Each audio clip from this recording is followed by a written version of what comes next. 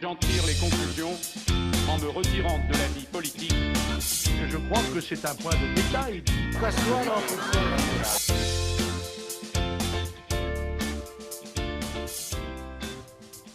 Salut à tous. Aujourd'hui, on va parler des théories politiques d'Ernesto Laclau et Chantal Mouffe. Si ces deux noms ne vous disent rien, sachez qu'ils sont les inspirateurs de Podemos en Espagne et de Jean-Luc Mélenchon en France. Jusqu'en 2014, leur théorie était très peu connue chez nous, mais avec l'émergence du parti anti-austérité espagnol, certains intellectuels de la gauche française se sont penchés sur les écrits de leurs inspirateurs pour tenter de comprendre et de reproduire leur succès électoral. Si bien qu'aujourd'hui, ces théories servent de référent à une partie d'entre eux. Ainsi, si vous avez regardé France 24 le 26 janvier 2017, vous êtes peut-être tombé sur cette séquence. Emmanuel Macron, c'est le signifiant vide pour un certain nombre d'électeurs très divers, de groupes sociaux très divers, de la volonté de signifiant changement. vide. C'est-à-dire qu'on y investit un certain nombre d'attentes, de colères, de demandes, de volontés, etc., qui sont tout à fait divers et qui sont unifiés par le discours des... Gaël Brustier, politologue classé à gauche, parlant de Macron comme étant un signifiant vide. Eh bien, dans ce contexte, ce terme, signifiant vide, est une référence aux théories de Laclau et Mouffe. C'est dire si la connaissance de leur pensée est nécessaire pour comprendre les débats qui animent aujourd'hui la gauche de la gauche. Mais d'abord, qui sont Laclau et Mouffe, et d'où viennent-ils ? Ernesto Laclau et Chantal Mouffe sont un couple de philosophes et chercheurs en sciences politiques. Lui était argentin, donc on devrait dire Laclau et pas Laclau, mais on s'en fout, et elle est belge. Leur job, c'est de produire des idées. Sans entrer dans les détails de leur filiation philosophique, ils sont initialement issus des milieux intellectuels marxistes. Les théories de Marx partaient du principe que la société capitaliste était autodestructrice. Elle crée une classe, la classe ouvrière ou prolétariat, qui grossit et s'appauvrit avec le temps, et dont la lutte pour la survie, la lutte des classes, va finir par aboutir au renversement du système et à son remplacement par une société plus juste, la société communiste. Mais l'évolution du capitalisme va invalider ces théories. Dans les années 60-70, qui sont les années de jeunesse de Laclau et Mouffe, la classe ouvrière recule, le secteur tertiaire grossit, les classes moyennes se massifient, les sociétés occidentales sont de plus en plus divisées socialement, et des progrès sociaux sont apparus sans révolution. Le travail étant moins central dans la vie des gens, l'identité liée à celui-ci, l'identité de classe, s'effiloche. Tout cela fait que l'affrontement entre les classes centrales dans la société selon Marx laisse place à d'autres identités et combats sociaux non prévus par le marxisme. Des luttes portant sur la libération des mœurs, sur les conditions de vie, des luttes écologistes, pour les droits civiques, ou encore des mobilisations pacifistes. Et à côté de ça, pour couronner le tout, on découvre que l'URSS est une dictature et pas le paradis socialiste rêvé. Pour nombre d'intellectuels marxistes, c'est la faillite totale. Les théories de Marx s'avèrent erronées et la révolution n'est plus à l'ordre du jour. Laclau et Mouffe font partie de ceux qui vont entamer une révision de leurs théories, laisser le marxisme de côté, sans pour autant perdre de vue la perspective de changement social. Laclau et Mouffe vont donc produire une théorie, à la fois stratégie de conquête du pouvoir, théorie de la communication, théorie politique, pensée pour un monde fragmenté en multiples tribus, identités et luttes sectorielles. Notre couple de philosophes va se dire, puisqu'il n'y a plus de classe centrale chargée d'apporter le progrès social, mais une multitude de petites luttes sectorielles, il faut unir celles-ci pour qu'elles puissent, au final, être majoritaires. Mais comment unir des luttes sans rapport les unes avec les autres ?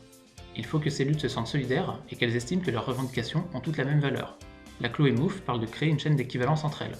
Pour cela, il faut un élément extérieur qui les fédère, à savoir soit un mot d'ordre flou derrière lequel chacun peut mettre ce qu'il veut, contre le gouvernement ou pour une 6ème République par exemple, soit un leader charismatique qui cristallise tous les espoirs sur son nom. C'est le fameux signifiant vide de Gaël Brustier. En fait, ce signifiant vide dissout les différentes identités de ceux qu'il fédère pour créer une nouvelle identité qui porte toutes les revendications. C'est dans ce sens que Laclau et Mouffe s'affirment populistes. Il s'agit de créer une unité, le peuple, à partir de revendications éparses. Donc dans cette théorie, si le populisme est de gauche, il est facteur de progrès social.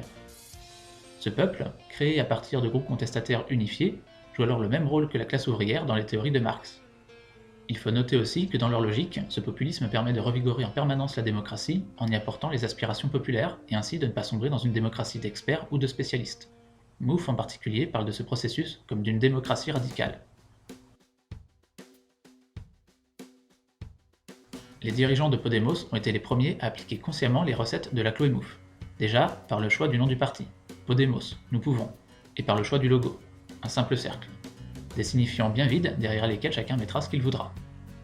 Ensuite, alors que tous les dirigeants du parti viennent de l'extrême gauche, la stratégie a été de refuser le clivage gauche-droite et de construire à la place une opposition peuple-élite, en popularisant le terme de caste pour désigner leurs adversaires, de gauche comme de droite, qui ont eu le pouvoir. La filiation intellectuelle est également clairement revendiquée, puisqu'Inigo Elleron, l'un des leaders du mouvement, a coécrit un ouvrage avec Chantal Mouffe intitulé « Construire le peuple ». En France, Mélenchon a assez vite repris le vocabulaire de Podemos.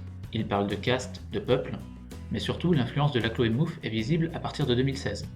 Le leader des Insoumis a commencé sa campagne électorale pour 2017 très tôt, dès juin 2016, avec un meeting de lancement qui est un concentré de leur théorie.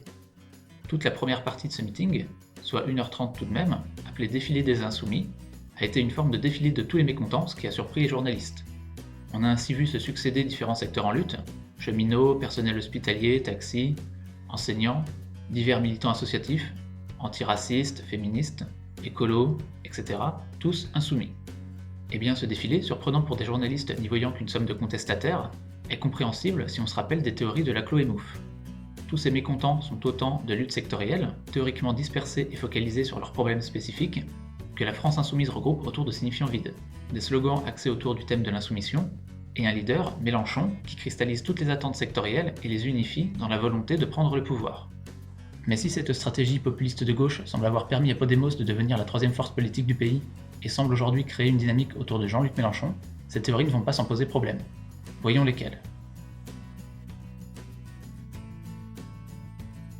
Le problème majeur de ces théories, c'est qu'elles faussent la perception du réel de ceux qui les utilisent. On a l'impression de créer du neuf, mais en fait on ne fait qu'habiller avec de nouveaux mots de l'ancien. Car si on veut bien regarder la réalité hors des théories de Laclos et Mouffe, eh bien on s'aperçoit qu'elles ne sont pas très efficaces politiquement. En Espagne, Podemos a eu un succès incontestable, mais est-ce réellement grâce à sa stratégie ? Il se place hors de la gauche et de la droite, alors que les scandales de corruption touchent les deux bords, tient un discours social anti-austérité dans un pays frappé par la crise depuis 2008, avec un chômage avoisinant les 25%, et qui en plus a connu d'importants mouvements sociaux. Normal que son discours trouve un écho. D'ailleurs, la défiance envers les anciens partis a aussi permis à un autre parti, créé après Podemos, appelé Ciudadanos et classé au centre droit, de faire lui aussi une percée électorale. En France, on nous dit qu'il y a une dynamique autour de Jean-Luc Mélenchon. Il est entre 10 et 15% dans les sondages. Mais ce n'est pas exceptionnel, en 2012, on a eu le même schéma. Les sondages le donnaient jusqu'à 15 ou 16%, et au final, il a fait 11%.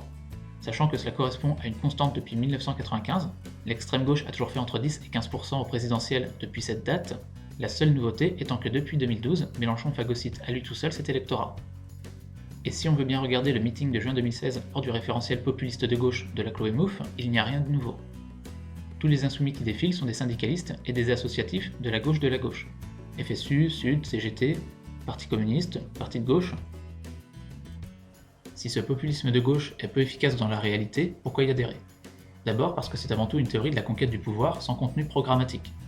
C'est un peu comme un outil marketing qui vous laisse vous-même définir le fond idéologique de votre mouvement. Ensuite, pour les dirigeants de Podemos, on peut avancer une explication sociologique. La plupart des dirigeants fondateurs sont des enseignants-chercheurs en sciences politiques. Ils sont très versés sur la théorie pure, et très enclin à croire que le discours peut tout. C'est une forme de déformation professionnelle.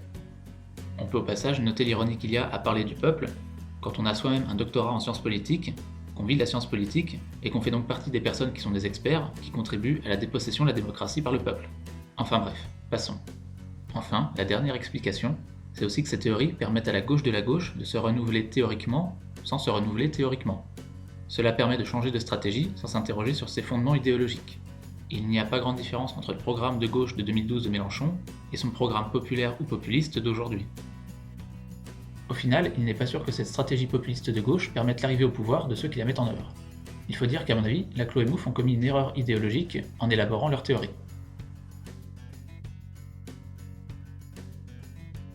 Pour élaborer leur théorie, Laclos et Mouffe ont étudié différents mouvements taxés de populisme pour en tirer un schéma général. Et pour créer ce schéma général, ils ont mis de côté le contenu politique de ces mouvements et leur contexte historique. Mais en politique, peut-on expliquer la genèse d'un mouvement hors de son contexte ? Peut-on trouver un schéma valable en tout temps et en tout lieu pour expliquer des processus hautement soumis à des contextes historiques et sociaux ? À mon avis, c'est un non-sens total. C'est comme si je vous disais, pour faire un bon parti politique, il faut un leader, un slogan, un logo, un programme, des militants. C'est un schéma général, hors contexte, qui dit tout et rien à la fois. Il n'est pas faux, mais il n'explique en rien la naissance d'un parti dans un contexte historique, ni comment faire un parti qui fonctionne. C'est tout le problème de cette théorie. Anhistorique et apolitique, on peut calquer son jargon sur à peu près toute structure partisane et avoir l'impression d'avoir créé un mouvement populaire, alors qu'en fait on a juste rassemblé sa propre famille politique. Résultat, on se retrouve avec la France insoumise, hégémonique à la gauche de la gauche, mais qui au final a peu de chances d'arriver au pouvoir. Et bien voilà, cette vidéo est terminée, j'espère qu'elle vous aura apporté des éléments pour comprendre les théories sur le populisme de Laclos et Mouffe, qui inspirent notamment Jean-Luc Mélenchon. Je vous donne rendez-vous dans une prochaine vidéo, d'ici là je vous dis portez-vous bien, et à la prochaine!